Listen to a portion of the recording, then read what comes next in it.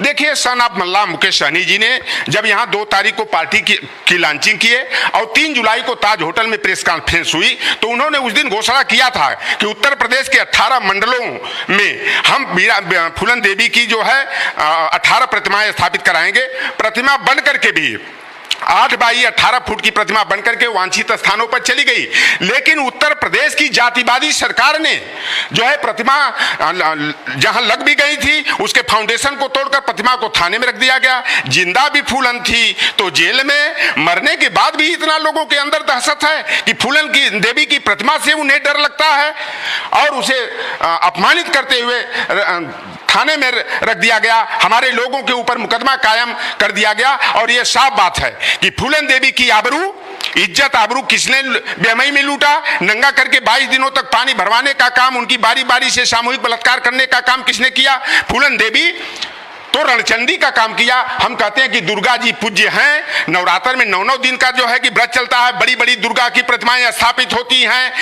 और दुर्गा जी ने क्या किया था? एक महिषासुर जो हमारे आदिवासी, हमारे अहीर बिरादरी के थे, हमारे जदुवंशी समाज के नायक थे, और उनकी हत्या करने वाली अगर दुर्गा जी की पूजा होती है तो उन आतताइयों को जिन्होंने फूलन की आबरू लूटने का काम किया था, उन आतताइयों को रास्ता से वीरांगना फूलन देवी ने हटाया, तो फूलन देवी की प्रतिमा स्थापित करने में गुरेज क्यों?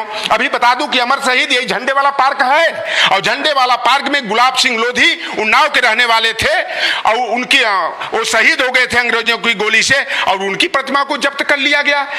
अब बताइए कि लोधी बिरादरी का अमर शहीद है, उसकी प्रतिमा नहीं लगेगी? जब कल्याण सिंह मुख्यमंत्री थे तो आजमगढ़ में जो है कि प्रतिमा निषाद राज की लगनी थी, वो प्रतिमा आज भी जो है कि पीडब्ल्यूडी के स्टोर रूम में बंद है। तो आखिर ये जाति के आधार पर जो है हमारे महापुरुषों में भेदभाव क्यों किया जाता है? हमारे नायकों के साथ भेदभाव क्यों किया जाता है?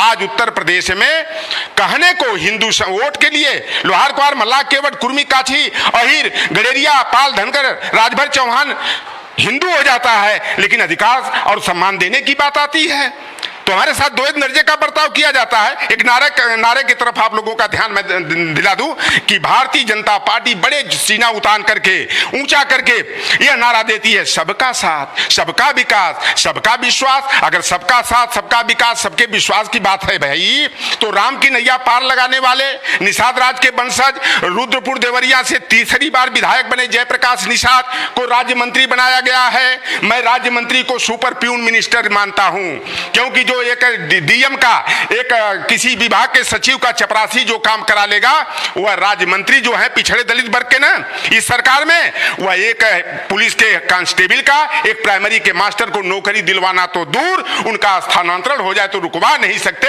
वांछित स्थान पर करवा नहीं सकते, तो यह सुपर प्यून मिनिस्टर है। गिरीश चंद्र यादव समाज की 10.48% आबादी है उत्तर प्रदेश के जातिगत समीकरण में, राज्य मंत्री।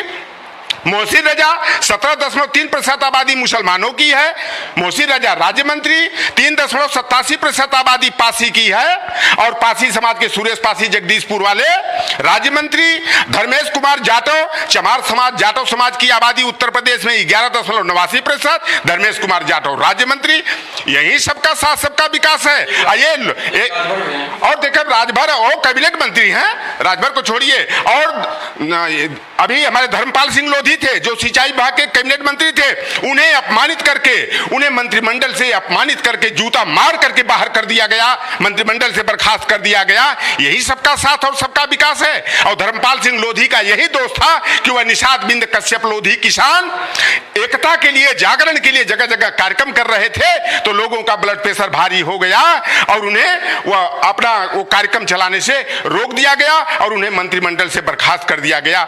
तो देखिए, जैसे हाथी के दांत खाने के कुछ और दिखाने के कुछ और होते हैं। वोट के लिए पिछड़े, अति पिछड़े, दलित, आदिवासी हिंदू बना लिए जाते हैं, और जब वो सत्ता मिल जाती है तो हमें हिंदू कहने वाले हमारे साथ दो दर्जे का बर्ताव करते हैं, हमारे अधिकारों को छीनने का काम करते हैं, हमें जगह जगह अपमानित करने का काम करते हैं। और आज उत्तर प्रदेश में क्या हो रहा है, जाति के नाम पर क्या खेल हो रहा है, सभी लोग देख रहे हैं। और यह जनता अब इतनी बेवकूफ बनने वाली नहीं है। जो हमारी सुनेगा हम उसकी सुनेंगे, जो हमारे समाज को आरक्षण देने का काम करेगा, सम्मान देने का काम करेगा, हम लोग उसको सहयोग और समर्थन देने का काम करेंगे।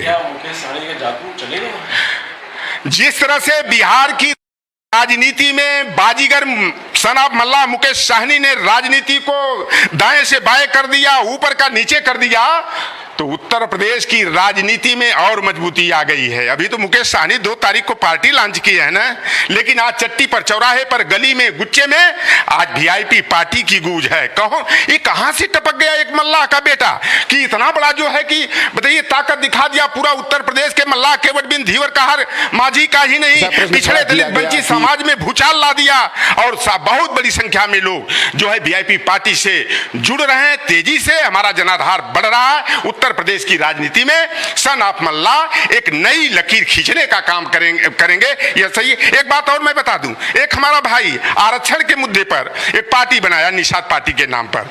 आप देखे होंगे कभी आरक्षण की बात होती थी, बाद में आया कि हमारे बेटे को कैबिनेट मंत्री बना दिया जाए, हमें उत्तर प्रदेश सरकार में मंत्री बना दिया जाए। दूसरे दिन बयान आ जाता है कि हमें जो है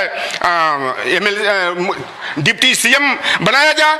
तीसरे दिन बयान आता है कि 2022 के लिए हमें डिप्टी सीएम का फेस बनाया जाए। अब एमएलसी के लिए कि बेटा को एमएलसी बना दो, एक बेटा और दूसरा है श्रवण कुमार, तो उसको एमएलसी बनाने की बात, पत्नी को किसी आयोग का अध्यक्ष बनाने की बात और अपने को कैबिनेट मंत्री बनाने की मांग हो रही है। अरे भैया ये निषाद पार्टी ये समाज की पार्टी नहीं है, समुदाय की पार्टी नहीं है, यह संजय एंड फैमिली की जो है चिटफंड सोसाइटी है। और संजय निषाद की पार्टी के 95% कार्यकर्ता और पदाधिकारी वीआईपी पार्टी के साथ जुड़ गए हैं। डूबती नैया को देख करके कहा जाता है, कहावत ना, भागत भूत का नंगोटी है काफी। तो संजय निषाद समझ रहे हैं कि मेरा अब खेल खत, छल कपट झूठ फरेब का और झूठे सपने दिखाकर समाज को जो लूटने का, राजनीतिक दलों से सौदेबाजी करने का काम कर रहे थे, अब खेल खत्म हो रहा है। तो सोच रहे हैं कि कुछ और रेवड़ी मिल जाए जल्द।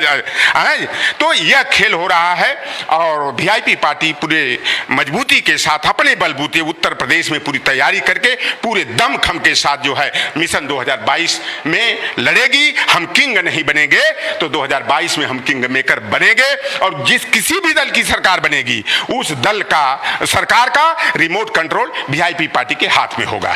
अपनी राजनीति अपने ढंग से चलाने का जो मुझे स्वतंत्रता है।